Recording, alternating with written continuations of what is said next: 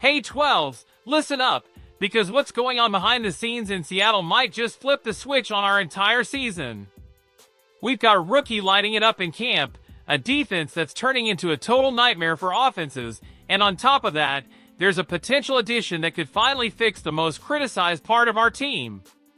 And the wildest part? All of this could start unfolding in the very first weeks of the season. So stick with me, because what's coming could totally flip the script on what we expected for 2025. But before we dive in, hit that like button, subscribe to the channel, and rep the loudest fan base in the NFL. Let's go 12s! We're kicking things off today talking about a guy who's been making serious noise, Jalen Milroe. The rookie out of Alabama came in with plenty of question marks about his accuracy, but the dude's athleticism is off the charts.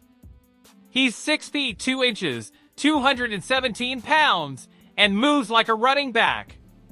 He racked up over 1,200 rushing yards and 32 touchdowns in his last 2 years of college.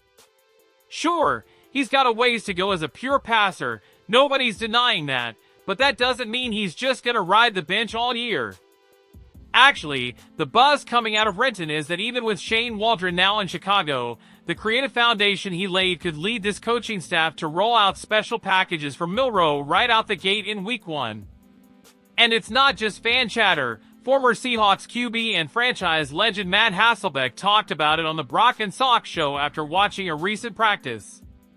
He said, "You'd be crazy to think a guy with that kind of skill set won't be used. Goal line, short yardage, red zone, he can go in and give defenses problems." And here's where the mind games begin. According to Hasselbeck, just the fact that defenses have to prep for Milroe steals time away from their main game plan.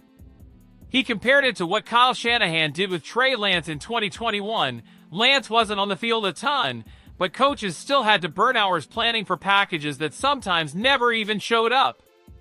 The tactical damage was done before kickoff. That's smart coaching. And if Mike McDonald follows that same blueprint, we could be looking at a 1-2 punch, Darnold as the steady starter and Milroe as a game-breaking weapon.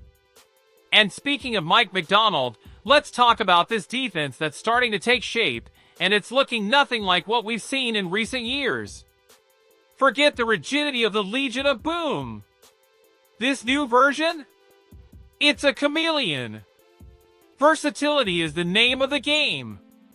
Just look at what McDonald did in Baltimore with Kyle Hamilton. He became one of the NFL's nastiest defenders because he could line up as a safety, a nickel, a linebacker, even off the edge. And in Seattle, they're already building that kind of roster.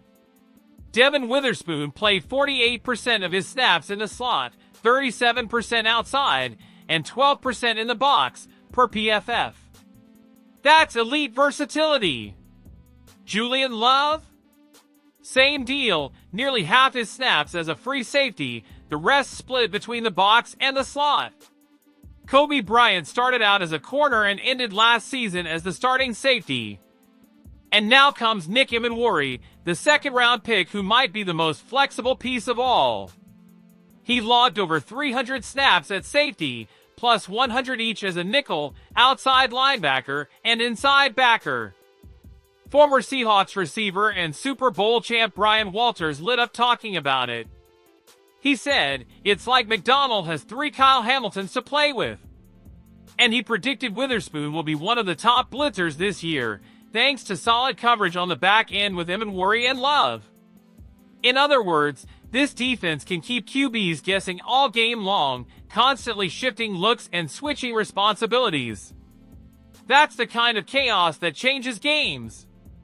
Now, while fans are pumped about the youth on offense and the versatility on D, there's still one part of this team driving everyone nuts: the offensive line. Let's be real, the end of 2024 was a disaster for that unit. Outside of drafting Gray Zabel, who's expected to start at left guard, not much has changed. And that right side? Still a black hole. Abe Lucas has the talent, but those injury concerns are real. And with Damian Lewis gone, there's no proven replacement at his level. But now there's an intriguing name on the radar: Trey Pipkins. He's currently with the Chargers, but there's a good chance he gets cut during roster trim downs.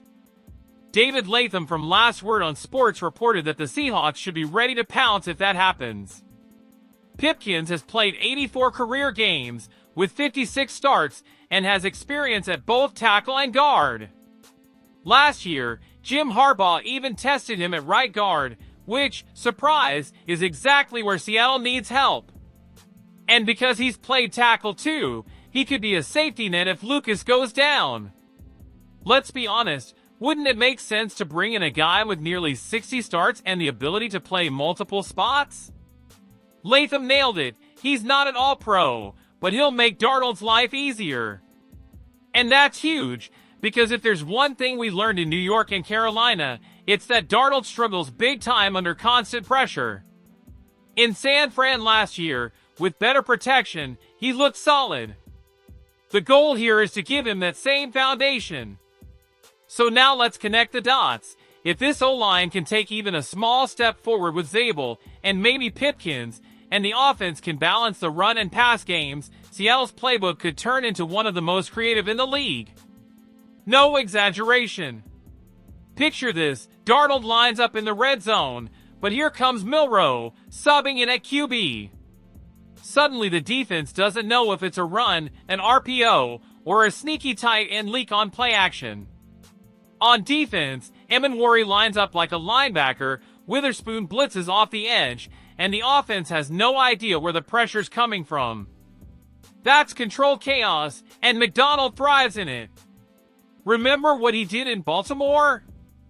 That Ravens D was top 3 in points allowed, sacks, and takeaways.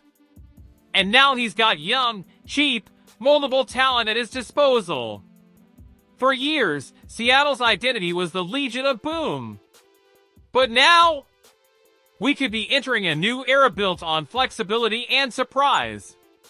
Guys like Emenwari and Witherspoon bring that juice.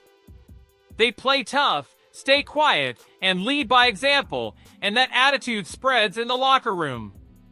It could make this team way more competitive than most people expect. Bottom line? What we're seeing is a rebuild built on smart moves and bold decisions. Milroe might not be a polished passer yet, but he's going to be a problem. The defense is turning into a tactical lab with movable pieces and one of the most creative minds in football running the show. And the offensive line, while still a concern, has a shot to improve with the right pieces in place.